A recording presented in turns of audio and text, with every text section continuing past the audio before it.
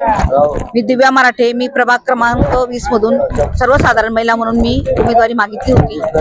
ती मला देण्यात आली नाही आणि माझीच नाही, या सगळ्या माझ्या मैत्रिणींना तसंच डावललं गेलं. जिथे महिला आरक्षण आहे तिथेच आम्ही मागणी केली होती. पुरुष आरक्षणावर मागणी केलेली नव्हती. तर आमचा न्याय आम्हाला मिळावा आणि आम्हाला जे ईव्ही फॉर्म जोडलेले आहेत ते काढून आम्हाला द्यावे.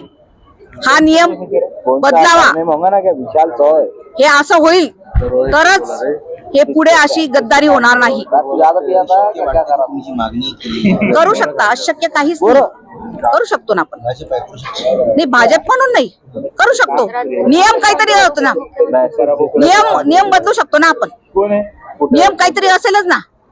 याचा मी अभ्यास केला असं बोलले असते. पण आहे, हा नियम आहे. 2 दिवस छाननीला वेळ, 2 दिवस आहे वेळ, आपण करू शकतो.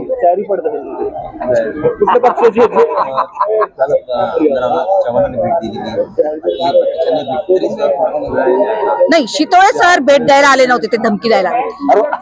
त्यांनी धमकी दिली मला. 2010 मध्ये तुम्हाला तिकीट दिलं होतं. अरे एवढे नेते 7-7 काम गेलेले आहेत त्यावरती. मग तो काही एकदाच मंत्री होऊन तो खाली बसतो का? 7-7 काम होतात त्यांचे. 80-80 वर्षाचे मंत्री आहेत. मग तुम्ही काय मला एकदा तिकीट दिलं म्हणून संपला का विषय? दुसऱ्यांदा मागायचं नाही का? मागच्या वेळेस मी मागितलं, दिलं नाही. आता मागितलं, आता दिलं नाही.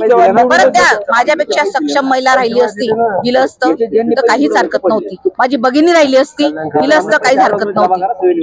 पण तुम्ही एकदम कोणती मानकापे त्या बाईला घरातून आणून दिलं तिकीट.